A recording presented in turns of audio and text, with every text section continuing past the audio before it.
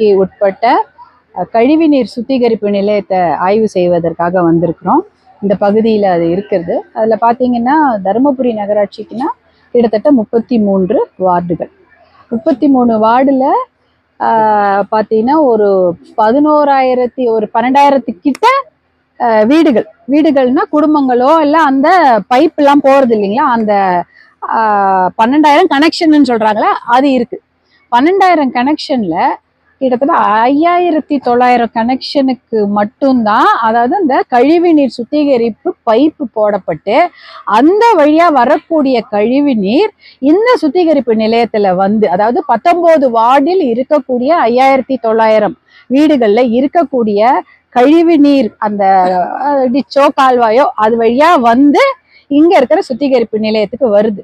இந்த சுத்திகரிப்பு நிலையம் பாத்தீங்கன்னா ஒரு கிட்டத்தட்ட 4,4 லட்சம் லிட்டர் கழிவு நீரை இந்த சாக்கடையை சுத்திகரம் செய்யக்கூடிய அளவுக்கு இது கெப்பாசிட்டி இருக்குது.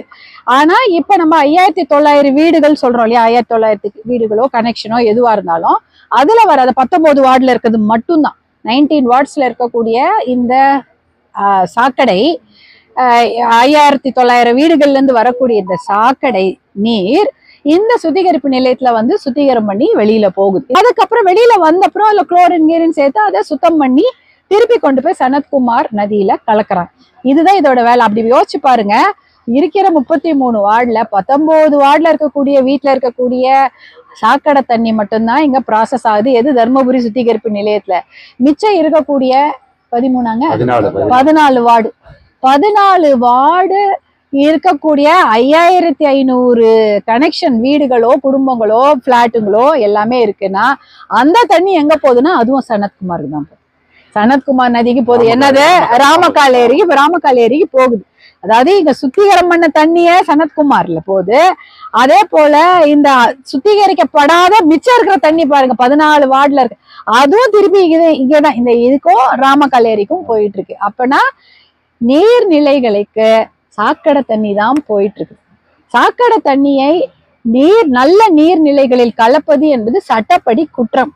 அதுல தர்மபுரியும் விலக்கில்ல. நகராட்சியின் நிர்வாகத்துல என்ன பண்றாங்க, சாக்கடை தண்ணியை கொண்டு போய் நல்ல தண்ணியில கலக்குறாங்க. அது சட்டப்படி குற்றம். இந்த குற்றத்தை எல்லாரும் செஞ்சுட்டு இருக்கிறாங்க தர்மபுரி நகராட்சி உட்பட்ட. அப்படி பாத்தீங்கன்னா ஃபைன் போட்டிருக்கிறாங்க. யாரு? நம்மளுடைய மாசு கட்டுப்பாடு வாரியம் ஃபைன் போட்டிருக்கிறாங்க. இது வரைக்கும் அதுவும் கட்டப்படல. ஃபைன் போட்டு நீங்க கழிவு நீரை கொண்டு போய் நல்ல தண்ணியில கலக்குறீங்க, அதனால அதை தடுத்து நிறுத்தணும்னு ஃபைன் போட்டிருக்காங்க. ஆனா அதை ஃபைன் கட்டல.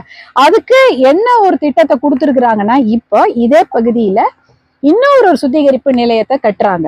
அது பாத்தீங்கன்னா இதை விட கொஞ்சம் பெருசு. அதாவது 5 லட்சம் சாக்கடை கழிவு 5 லட்சம் லிட்டர் சாக்கடை எம்எல்டி, அதாவது million litre per day. 5 something வச்சுங்களேன், 5.2 எம்எல்டினா 5.2 மில்லியன் லிட்டர் பர் டே. அதாவது 5 லட்சத்தோ 5,4 லட்சம் லிட்டர் சாக்கடை தண்ணிய சுத்திகரிப்பு செய்யறதுக்கு இன்னொரு சுத்திகரிப்பு நிலையம் கட்டிட்டு இருக்கிறாங்க. 2 வருஷமா கட்டுறாங்க. இன்னும் 2 வருஷத்துல முடிச்சிருவோங்கிறாங்க. அப்படி பண்ணா இங்க 19 வார்டு தண்ணி சுத்திகரிப்பு நிலையம் இருக்கு, சுத்திகரிப்பு பண்ணி போகும். ஒரு பழைய சுத்திகரிப்பு நிலையம் மூலமா புதுசா உருவாக்கப்படுற அந்த சுத்திகரிப்பு நிலையத்துல இன்னொரு அந்த மிச்சம் இருக்கிற 14 வார்டு தண்ணி சுத்திகரிப்பு செய்து அது நல்ல தண்ணியா வெளில போகும்.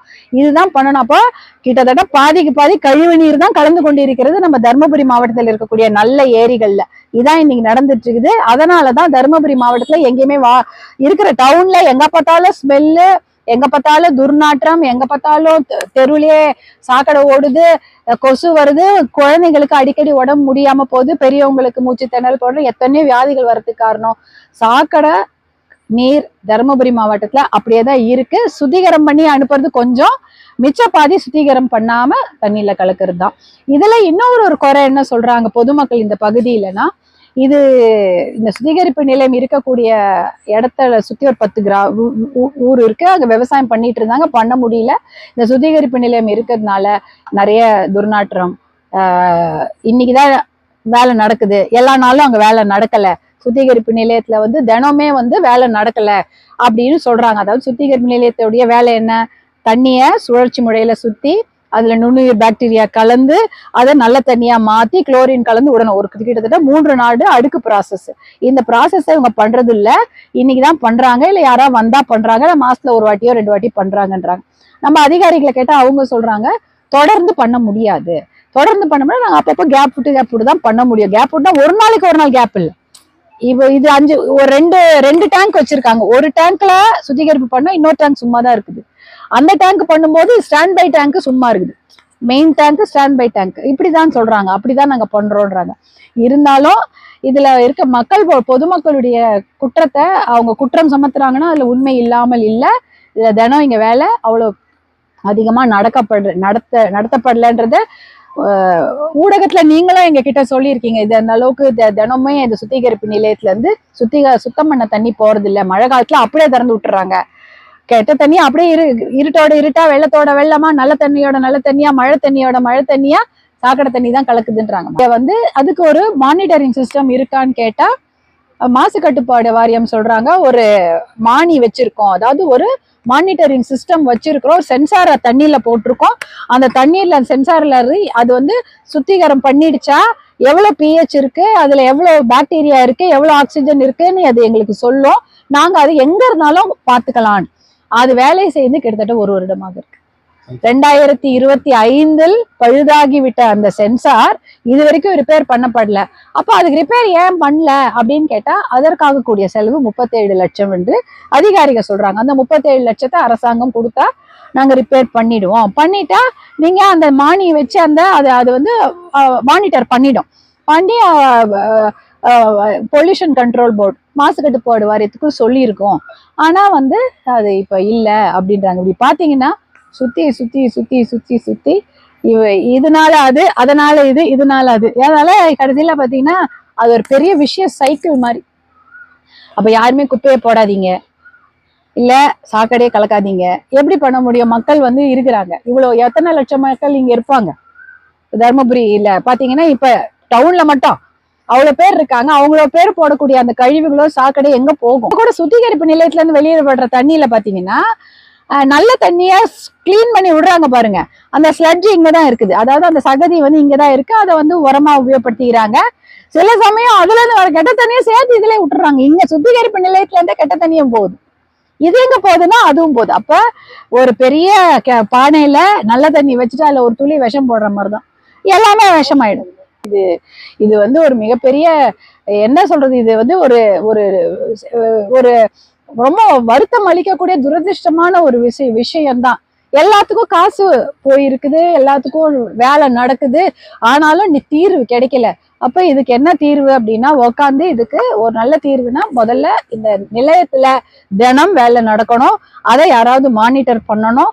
மானிட்டர் பண்ணாதான் தினம் இந்த சுத்தமான தண்ணிய கொண்டு போய் நம்மளால, சுத்தமான தண்ணியில சுத்திகரிக்கப்பட்ட தண்ணி அதை கொண்டு போய் நல்ல ஆத்துல விட முடியும். ஆத்துல கலந்தா விவசாயத்துக்கோ இல்ல ஆடு மாடுகளுக்கோ இல்லைன்னா ஏதாவது மற்ற நீர் தேவைகளுக்கு அதை நம்ம உபயோகப்படுத்திக்கலாம். சுத்திகரிக்கப்பட்ட நீர் ஆற்றில் கலக்கிறதா என்பதை மானிட்டர் பண்ணணும். அதுக்கு என்ன சிஸ்டம்ன்றத நாங்க யோசிக்கணும். மேகதாட்டு அணை எப்பேற்பட்ட பிரச்சனை, அதனால் தமிழ்நாடே பாலைவனமாகும் என்ற அபாயத்தை முதலில் தமிழ்நாட்டுக்கு தெரிவித்தவரே மருத்துவர் அன்புமணி அவர்கள் தான்.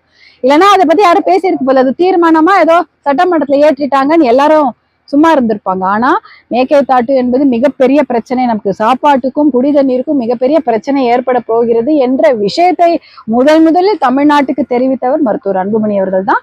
அவருடைய கோரிக்கை, அவருடைய ஆலோசனை தமிழக அரசுக்கு என்னவென்றால், அனைத்து கட்சி கூட்டத்தை கூட்டுங்கள், எல்லாரிடமும் பேசுங்க, அதுக்கு ஒருமித்த கருத்தை உருவாக்கி இதற்கு நம்ம போய் டெல்லியிலயோ இல்லைன்னா மத்திய அரசை போய் பார்க்க வேண்டும். அதை விட முக்கியமான விஷயம் சட்ட முன்னெடுப்புகளை செய்ய வேண்டும். மேகதாட்டு அணை கீழே கட்டிவிட்டார்கள் என்றால் 12,500 ஏக்கர் தண்ணீரில் மூழ்கிவிடும். அந்த 12,500 ஏக்கரும் ஒரு மிகப்பெரிய உயிரி பன்மைய பூங்காக்கள் இருக்கக்கூடிய இடம். 3 மிகப்பெரிய பூங்காக்கள், அதாவது பயோடைவர்சிட்டி பார்க்ஸ் அங்க இருக்குது.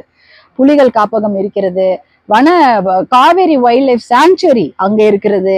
அப்புறம் அந்த மாதிரி நிறைய பிலிகிரி அந்த மாதிரி சாங்சுவரிஸ், வனவிலங்குகள் காப்பகம்லாம் அங்க இருக்கு.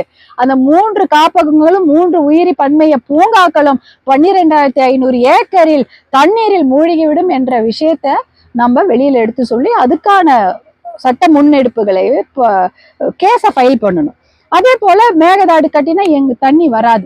இன்றைக்கு நீங்க பார்த்திருப்பீங்க, பாராளுமன்றம் நடந்து கொண்டிருக்கிறது. மேகதாட்டு விவகாரத்தை பத்தி பேசிக் கொண்டிருக்கிறார்கள். முக்கியமான கேள்விகளை எழுப்பியது மருத்துவர் அன்புமணி அவர்கள் தான். அவர் கேட்ட கேள்விக்கு தான் அமைச்சர்கள் பதில் சொல்லிக் கொண்டிருக்கிறார்கள்.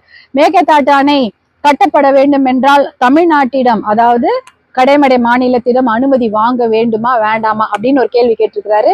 உடனே வாங்க வேண்டாம்னு அவர் சொல்லிட்டாரு அமைச்சர்.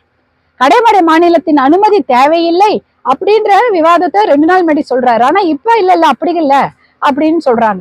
இன்னொரு கேள்வி என்ன கேட்டிருக்கிறாங்க, ஆனா சட்டப்படி, தார்மீக ரீதிப்படி மட்டுமல்ல, சட்டப்படி கடைமடை மாநிலத்தின் அனுமதி இல்லாமல் முதல்மடை மாநிலங்கள் எந்த ஒரு கட்டுமான பணியையும் எந்த ஒரு படுகை நதிநீர் படுகையில கட்ட முடியாது. அதனால அதை அமைச்சர் சொன்ன தகவல் அது உண்மைக்கு புறம்பான ஒரு தகவல். அடுத்தது இன்னொரு கேள்வி, துணை கேள்வி நிறைய எழுப்பி இருக்கிறாரு. அந்த கேள்வியில DPR, டீடைல் ப்ராஜெக்ட் ரிப்போர்ட், அதாவது விரிவான தகவல் அறிக்கைய, அந்த திட்ட மதிப்பீடு அறிக்கைய விரிவான திட்ட மதிப்பீடு அறிக்கைய கர்நாடக அரசு எடுப்பதற்கு அனுமதி மத்திய அரசாங்கம் வழங்கிவிட்டதா? இதே DPR, டீடைல் ப்ராஜெக்ட் ரிப்போர்ட்டை எடுப்பதற்கு காவிரி நதிநீர் ஆணையமோ உச்ச நீதிமன்றமோ கர்நாடக அரசு அனுமதி வழங்கி இருக்கிறதா என்று கேட்டால், இன்றைக்கு அந்த நீர்வளத்துறை இணையமைச்சர் பதில் சொல்லியிருக்காரு, நேற்றே சொல்லிட்டாரு. அப்படிப்பட்ட எந்த ஒரு அனுமதியும் மேகதாட்டு விவகாரத்துக்கோ இல்ல அப்படி DPR, மேகதாட்டு அணை கட்ட வேண்டுமா வேண்டாமா என்ற டீடைல் ப்ராஜெக்ட் ரிப்போர்ட், அதாவது விரிவான திட்ட அறிக்கை மதிப்பீட்டுக்கு கர்நாடகத்துக்கு அனுமதி வழங்கப்படவில்லை என்ற ஒரு பதிலை மருத்துவர் அன்புமணி ராமதாஸ் அவர்கள், பாராளுமன்ற உறுப்பினர் கேள்விக்கு பதில் அமைச்சர் அளித்திருக்கிறார். இப்படின்னா என்ன அர்த்தம்? மேகதாட்டு அணை கட்ட முடியாது, ஒரு செங்கலை கூட அவங்க எடுத்து வைக்க முடியாது. DPRக்கே அனுமதி இல்லைன்னும் பொழுது அணை கட்ட எப்படி அனுமதி இருக்கும்? அதனாலதான் இவங்க சொல்றாங்க அணை மேகதாட்டு வேணான்னுட்டாங்க. மத்திய அரசாங்கமும் சரி, காவிரி நதிநீர் ஆணையம் சரி, உச்ச நீதிமன்றமும் சரி, எந்த அறிக்கைக்கும் அனுமதி கொடுக்கலங்கிறாங்க. அப்புறம் எதுக்கு மேகதாட்டு பத்தி நம்ம பேசிட்டு இருக்கணும்? எதுவும் தேவையில்லை. மேகதாட்டு நோ நீட் மேகதாட்டு, அவ்வளவுதான்.